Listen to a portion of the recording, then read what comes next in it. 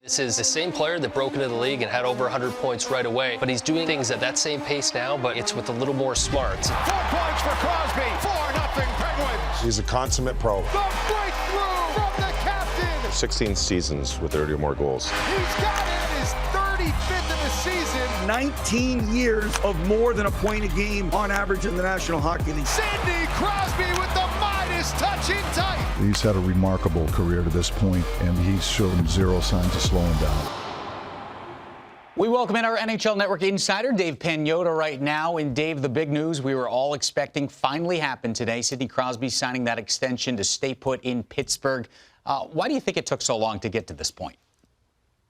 Well, JMO, I think everybody believed that this was going to be inevitable, that he was going to lock into an extension with the Pittsburgh Penguins. And then he spoke last week during the player media tour that he was just waiting to see when this was going to happen. Couldn't put a definitive timeline on it, but he knew it was coming and he was comfortable with it.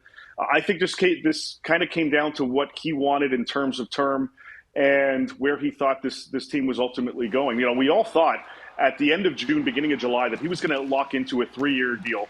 It ends up being 2 years. We all thought it was going to start with a 10, and it ends up being 8.7, the same AAV he's had on his last 12-year deal, which is in the final year of now.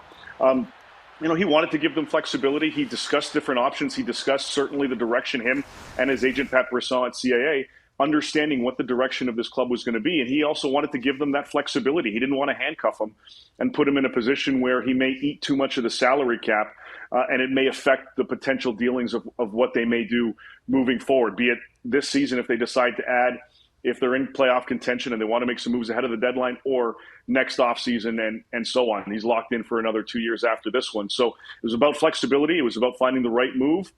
But he was dead set on locking in with Pittsburgh, and the Penguins obviously all set on keeping him a member of this team for the duration of his NHL career. And this might not be, JMO, his last deal.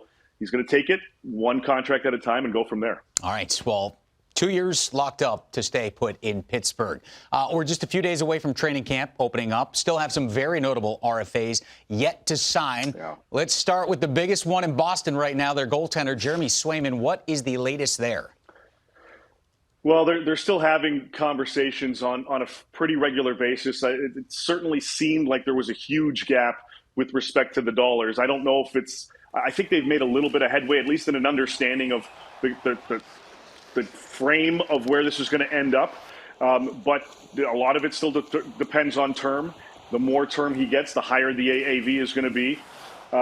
They moved out Linus Ullmark to Ottawa at the end of June because they thought not only did they want to capitalize on that potential deal, but also they wanted to make sure that they would have him locked in. Swayman, that is, locked in. He wants competitive value. A lot of these guys, all of these RFAs, want competitive value. When we look at the board right there and you see some of the other top-tier goaltenders in the National Hockey League and what they're looking at dollar-wise, he wants to be kind of hellebucking up. He wants to be up well over that range. So, you know, he went into the 9s plus, they went into the 6s, and you've got to still find a way to kind of bridge that. They've got to get there. There's still work to be done on a lot of different fronts of the RFAs, but with respect to Boston and Jeremy Swayman's camp, I think you're taking a little bit of positivity in knowing that the lines of communication are still open. But, hey, camps get going this week. Yeah, the closer and closer we get to opening night, who has the hammer in these negotiations, player or team, do you think?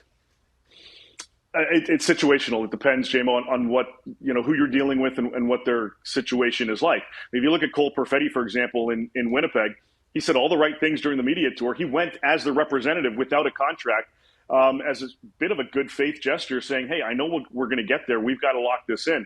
Now, it sounds like his side is looking at a short-term extension too. Maybe they go to 3 years. Cole Perfetti is somebody, according to the people I've talked to, he would be willing to sign a long-term deal to stay with the Jets. They haven't gotten there to that point, but lines of communication still open. Dawson Mercer in New Jersey, similar situation, likely looking at a short-term deal. Sounds like they made a little bit of progress over the weekend to kind of bridge that gap, but they're still having conversations. You look at a couple big boys in Detroit, in Mo Seider and Lucas Raymond.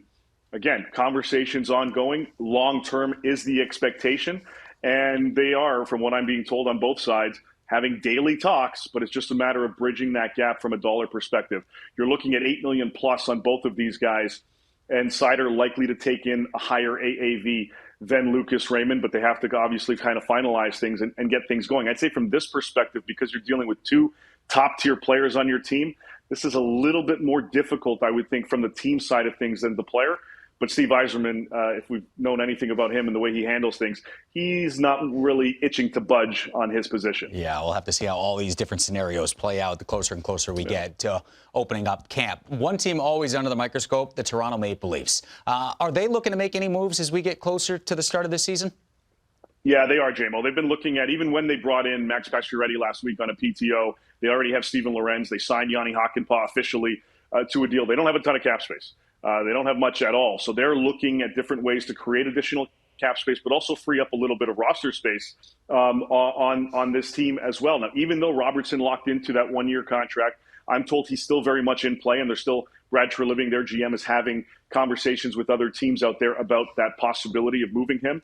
Connor Timmins' name is out there as well. He's got a $1.1 million cap hit. So there are ways to alleviate a little bit of cap pressure. Now, if they don't make a move with Timmins, for example, at that 1.1, they can still send him down if they wanted to and utilize that full amount on his AAV to give them a little bit of flexibility for Pacioretty or Lorenz. It sounds like Pacioretty is pretty much a foregone conclusion that he will be a Maple Leaf this season. I think the PTO is more so just making sure that he's up to snub health-wise. But the Leafs have a little bit of wiggle room, or trying to, create a little bit of wiggle room with some of the moves they're trying to make here, and that's up to Brad Treliving. He's got a few weeks to figure it out. Okay. Another team to keep our eye on sounds like the Anaheim Ducks. Who might be some players on the trade block that could draw some serious interest this season from other teams? Yeah, it doesn't necessarily mean they're going to make something happen before the start of the regular season, but we've heard the names of Cam Fowler and John Gibson over the last couple of weeks here, and more so escalated on the Fowler front as the Ducks and him and his camp have had discussions about where he could potentially end up. And he's got a very limited no-trade clause, but he is looking to expand on that and see some other potential options for him and where he could play this season. Again, doesn't necessarily mean something's going to happen over these next few weeks before the start of the season. I think if they're talking to some people close to him, I think he would prefer that, but it doesn't. I think he also understands that it doesn't necessarily mean that's a foregone conclusion. The other guy to look for this season, JMO, is Trevor Zegras. We've heard his name a lot. We've heard his name out there. It's no secret that he wouldn't mind a change of scenery, but he didn't have the best of seasons last year. Had a bit of a contract dispute, waited things out, got a light start, and then had to battle some injuries. I think the consensus here is have a good start to the season, have a good year, and it'll make things easier in terms of trying to trade him and move him to a different location. Not only because of a better player makes him more appealing, but at the same time, it also helps the Anaheim Ducks maximize a potential return on Trevor Zegras. Pat Verbeek does not want to rush into anything, not only on Zegras' front, but Fowler and Gibson as well. And of course, you also have Frank Vetrano's name kind of out there as well. But from Zegras' perspective, don't be surprised if we hear more of his name in the later part of the season. And if nothing's done by the deadline, you'll likely see something happen over the course of the summer, unless Zegras has a change of heart and decides, hey, maybe this is somewhere I want to be long term. Interesting. Everybody in Anaheim is going to look appealing this year with the new sweaters and the color scheme and stuff. Right. Dave, we appreciate the insight. We're getting closer and closer to opening night. We appreciate it. We'll talk to you down the road, okay? Sounds good, man.